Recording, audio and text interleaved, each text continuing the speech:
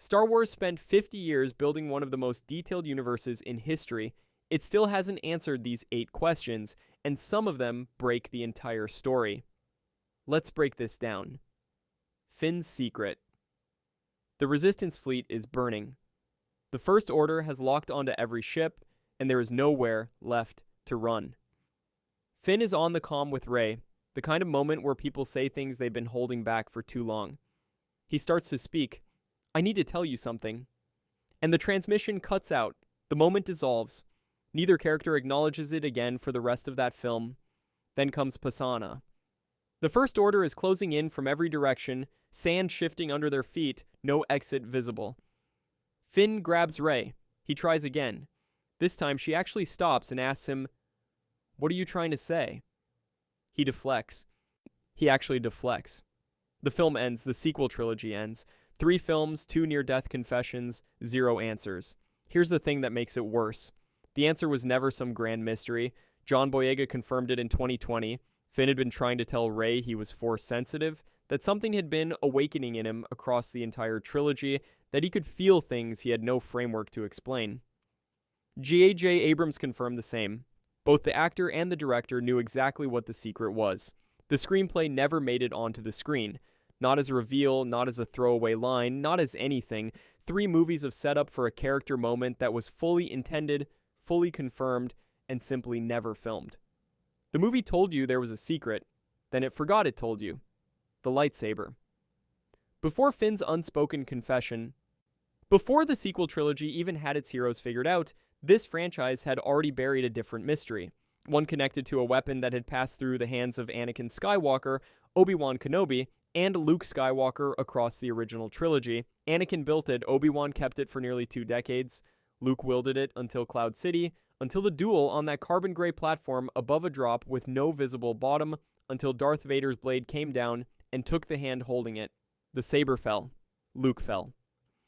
Both dropped into the ventilation shaft. The last documented canon location of that weapon is Bespin, approximately 3 ABY.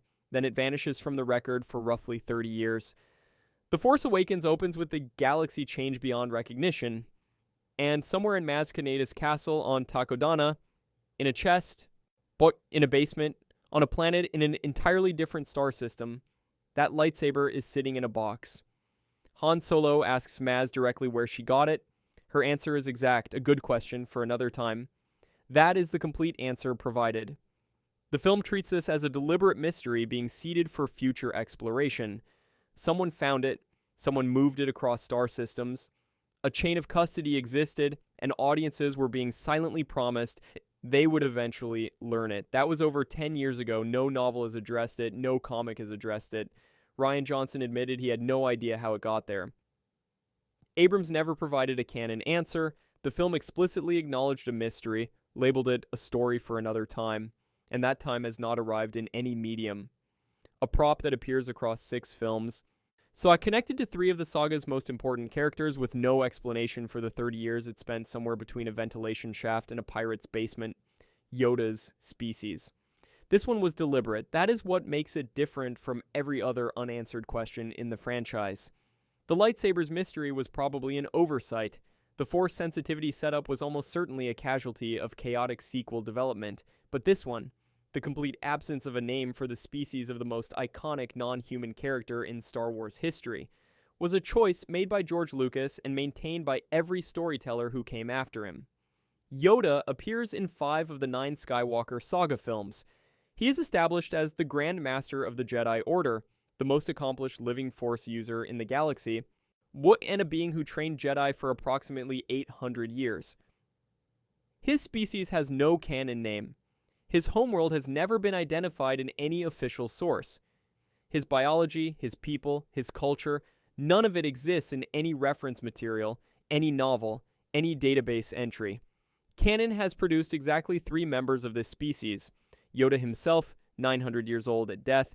Yaddle, a female Jedi Master on the High Council during the prequel era. Grogu, 50 years old during the Mandalorian's timeline, and still functionally an infant. All 3 are Force users of significant ability. Whether this represents a species-wide trait or a Jedi Order recruitment pattern is never addressed. George Lucas protected this mystery personally, believing that some things made characters more powerful by remaining unknown. The Lucasfilm Story Group has honored that protection through the Disney era.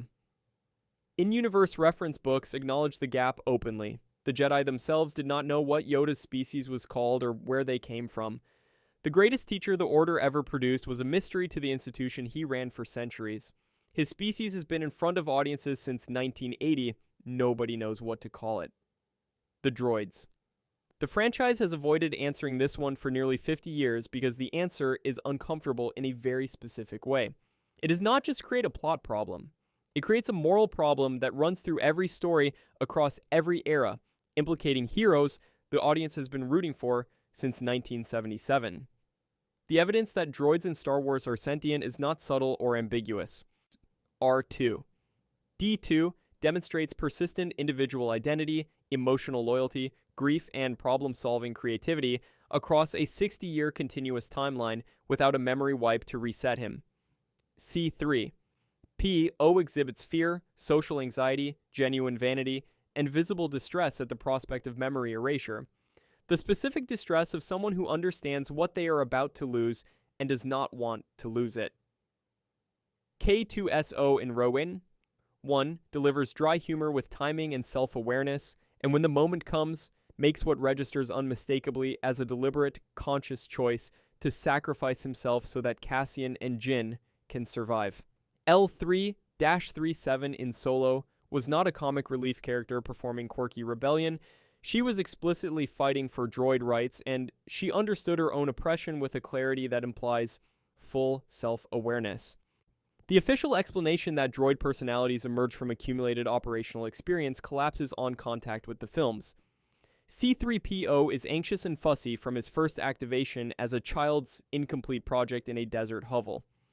K-2SO is sardonic from his first line of dialogue. There is no accumulated experience yet. The character is already there. Here's what the franchise has never said aloud. The Galactic Republic outlawed slavery. The Empire used enslaved labor and was condemned for it. The rebellion fought under the banner of individual freedom, and across all of it, Republic, Empire, Rebellion, New Republic, droids were bought, sold, memory wiped, and disassembled as property, with no legal standing and no recognized personhood. If they are sentient, then every protagonist in this franchise has been a slaveholder. The galaxy's great heroes never notice. The films never made them notice. And the question has stayed open because closing, it means reopening everything else. The Knights of Ren. 3 films, 6 hours of combined runtime. One of the most visually striking group introductions in the sequel trilogy. 0 minutes of actual explanation. They first appear in Rey's Force vision in The Force Awakens, standing in the rain over a field of bodies, wearing mismatched dark armor, carrying weapons that are not lightsabers, positioned in a tableau that implies they were present at the massacre of Luke Skywalker's new Jedi Order. The vision is the most mysterious sequence in the film. Their presence suggests they are foundational to the fall of Ben Solo, to the destruction of whatever Luke tried to rebuild, to the shape of the entire dark side threat in the new trilogy. The audience is clearly being shown something that will matter. The Last Jedi does not include them. They are not mentioned, not referenced, not acknowledged in any form. The middle chapter of the trilogy that introduced them as significant simply chose to write an entirely different film. The Rise of Skywalker brings them back as Kylo Ren's personal enforcers. They chase Rey, they fight her in the wreckage of the second Death Star. They are killed sequentially in a sequence that runs approximately 90 seconds. Not one of their names is spoken aloud in the film. There is no explanation of what they are, where they come from, what their relationship to the Force involves, or why they follow Kylo Ren with that specific loyalty. A tie-in comic series answered the narrow question of how Ben Solo took control of the group. It did not explain who they were before he arrived, what ideology they hold, or what the Knights of Ren actually are as an organization. 3 films.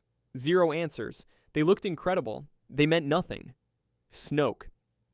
Some unanswered questions are frustrating. This one is structurally damaging in a way that cannot be fully repaired because the damage it caused cannot be undone by any future explanation. The wound is baked into the architecture of the trilogy itself. Snoke appears in The Force Awakens as Supreme Leader of the First Order.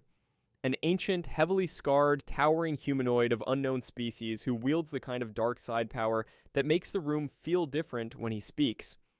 He has shaped Kylo Ren since Ben Solo's childhood. He clearly has a history with Luke Skywalker. He presents as the most formidable threat the galaxy has faced since the Emperor himself. The first film in the new trilogy ends without confirming his species, his origin, his history, or how he rose to supreme command of the most powerful military force in the post-Empire galaxy.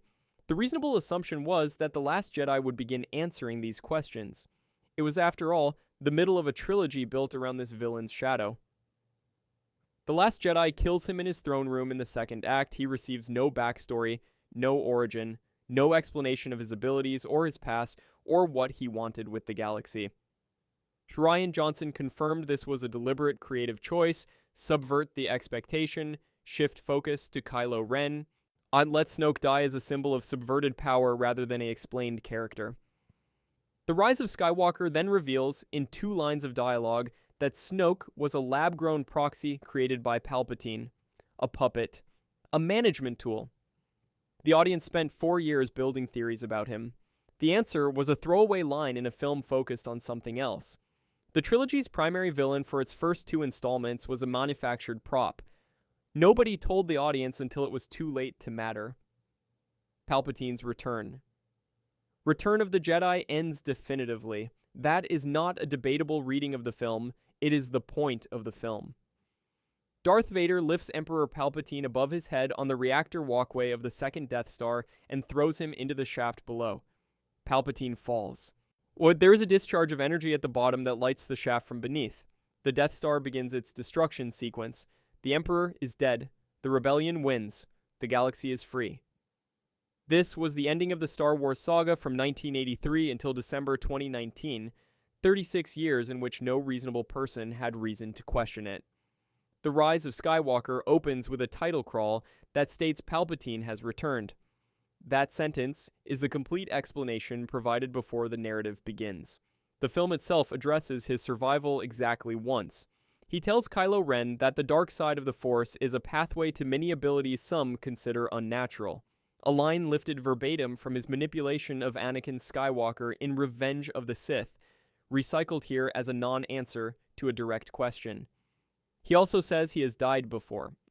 That is the full accounting offered by a 2.5-hour film built entirely around his existence. Every plot point in that film flows from his survival. Rey's parentage, her arc, her identity, her final choice, all of it depends on him being alive. Kylo Ren's redemption, the Resistance's mission, the final battle above Exegol, every element requires accepting a premise the film chose not to justify. A novelization added minimal detail involving Sith essence, transfer, and cloning. It was not in the film.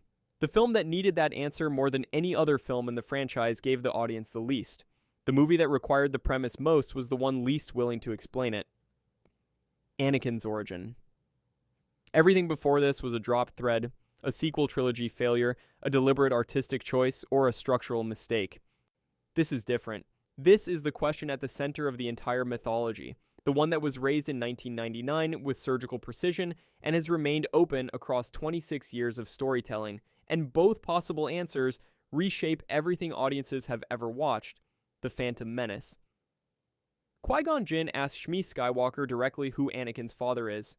Shmi's answer is not evasive or uncertain. There was no father. She became pregnant. There is no explanation she can offer. The Force is the only framework that fits. A virgin so powerful it crossed the threshold from metaphysical energy into biology and produced a child with the highest midi-chlorian concentration ever recorded. The Jedi Council's reaction to Anakin's test results suggests they understand the implication immediately. The prophecy of the Chosen One, Mashimi, born of no father, destined to bring balance to the Force, aligns with what they are looking at. Qui-Gon believed it entirely. Yoda was afraid of it. Then Revenge of the Sith introduces the second answer. Palpatine tells Anakin the legend of Darth Plagueis, a Sith master so skilled at manipulating the midi-chlorians that he could influence the Force to create life itself. He presents it as ancient history. He presents it casually. He holds eye contact with Anakin for the duration of the telling. The implication that Plagueis or a Plagueis working alongside a young Sentience, engineered Anakin's conception as a dark side experiment is never confirmed anywhere in canon. It is never denied either. Here is what each answer actually means. If the Force created Anakin, then the Chosen One prophecy reflects the Force's own corrective will, a self-generated mechanism the galaxy's fundamental energy field produced to restore its own balance. 9 films are the Force working deliberately through a being it constructed for exactly that purpose. If Plagueis and Sidious created Anakin, then the Chosen One was a Sith science project from conception. Palpatine spent his entire life trying to dominate the galaxy using a weapon he built himself, never understanding that what he made would eventually destroy him. The entire Skywalker saga becomes the story of 2 Sith Lords engineering their own annihilation without realizing what they had done. Both answers are supported by the evidence the films present. Neither has ever been confirmed. George Lucas knew which one was true. He never told anyone. The question the entire franchise rests on has been open since 1999, and as of today, it remains open still.